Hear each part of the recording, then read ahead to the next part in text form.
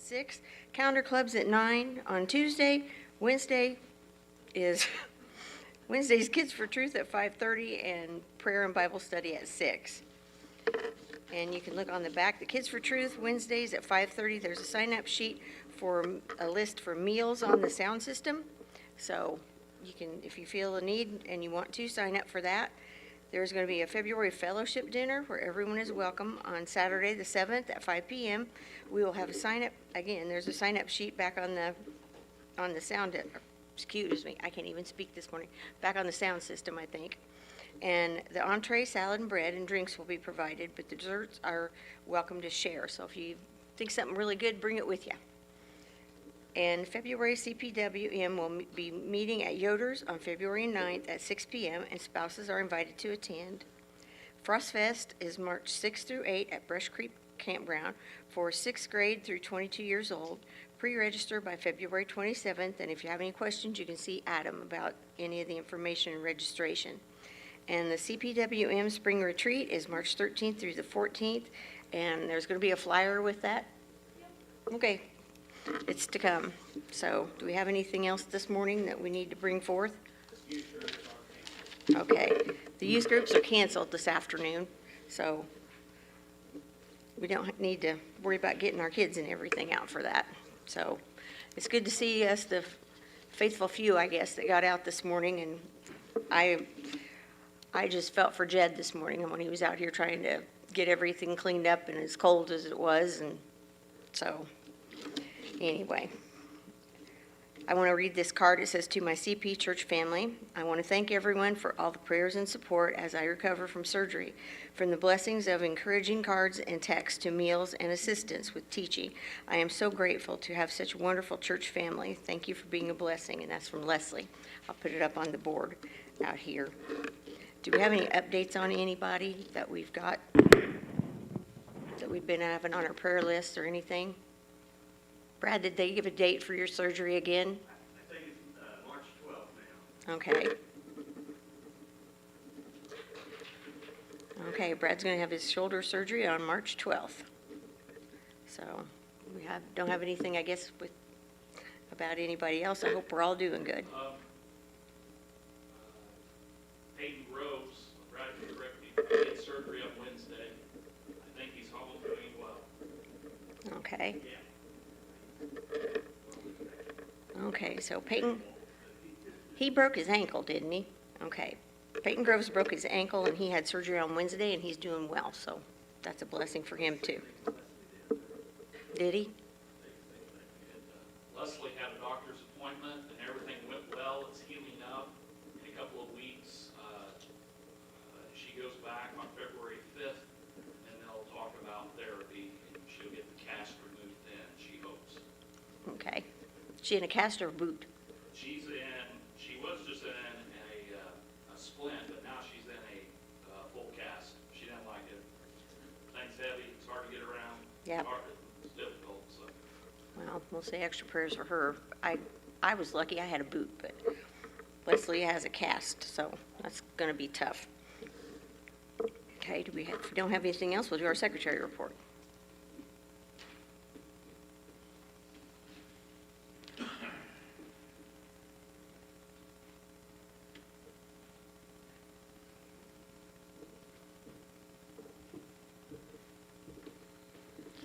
Sunday school report for January 18, 2026. Had a total of 10 teachers, 1 visitor, 45 scholars, a total of 56. Offering was $151.25, 291 chapters, 46 Bibles, and 38 Bibles read. There was no birthday offering, and class who read the most chapters was Bereans with 144. Thank you, Lynn. Do we have any additions or corrections this morning? And it'll stand approved as read. Do we have any birthdays this week? Birthday to you, a happy birthday to you. May you feel Jesus near every day of the year. A happy birthday to you, a happy birthday to you. The best one you've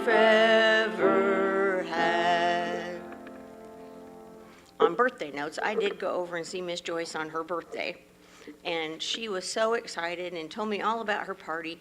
And she said, I know we had 100 people there, and she was just so touched and just so happy that everybody came. And her son went back, Randy went back that day, and they had had lunch down at the Golden, is it Golden Corral is what it is in Effingham.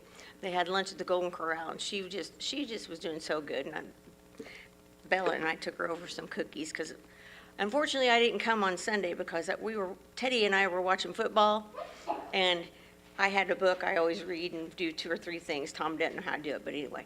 Teddy goes, Grandma, will you read those words to me? So I read to Teddy, and the next thing I know, he was asleep. So I don't miss the chance to go to sleep and have that little boy go to sleep and me hold him, because he's going to grow out of it pretty quick. So that, Didn't say, I also expected the church to be full today because Illini fans, I know they were praying hard. Illini won. yes, they did. They beat So, Purdue yesterday. Yeah, That's a good thing. If Uncle Bill was here, he'd be standing. So anyway, that was a good thing too, that I was surprised. I don't know, all of you know Sharon Upoff. Sharon is a huge Illini fan, and when John doesn't go with her, I go with her to the ball games. So we had fun last week. We went and watched Maryland get stomped, and it was pretty fun. And then she was hoping that they could beat Purdue, and she was very happy yesterday. So I have a thing here too from the Haven. It's hard to believe that it says, greetings. It's hard to believe the Mattoon area PADS, also known as the Haven, has been serving our community since January of 2003. That's more than 22 years of stability, second chances, and they've provided temporary shelter to 5,000 men, women, and children, and served over 250,000 meals to guests and community members. Their 24/7 programming model, they've expanded their services far beyond the shelter and food. Today, they provide counseling, employment assistance, housing assistance, transportation assistance, as well as referrals for medical care, mental health services, and it remains the one of a kind in downstate Illinois. So there are ways that you can help with this. I'll put this up so you can read everything. It said, make a one-time or monthly donation, commit to volunteering. They're desperately seeking front desk volunteers, drivers for medical appointments or kitchen assistants, hold a fundraiser to benefit the Haven, and participate in our shirt fundraiser. Shirts are $20 and can be picked up at the Haven after payment is received. And this is from Teresa Maruco. So I'll put this back up and you can read more of it, but I had no idea that the Haven served that many and what all they do. I thought it was just like a shelter. So it's amazing, though, the care that they have available that they can give. So, does anybody have anything else this morning? Oh, yeah. Yes, ma'am, or sir. On February 3rd, there's going to be a heritage worship service at the Memphis Theological Seminary. I don't think I've announced it before, but that seminary is the seminary of the Cumberland Presbyterian Church, and it was decided last year that it would close, and that will be the final heritage worship service. If someone wants to go, let me know. And there will be a service that you'll follow, but they'd like people to RSVP. Okay. All right. The Heritage Worship Center in Memphis at the seminary, they're going to have it on February 3rd, and the seminary itself will be closing. So if anyone wants to go down there and be with them, you can let Adam know so he can go ahead, and we need to RSVP for that. So other than that, I don't have anything else. So if we're all ready to go to class, since there's probably going to be one today. Steve, are you teaching? No. Okay. Ooh, who's that leave then? Nobody? Oh, good. We're going to have a good time. All right. What do we sing the chorus of the opening song? First verse. Okay.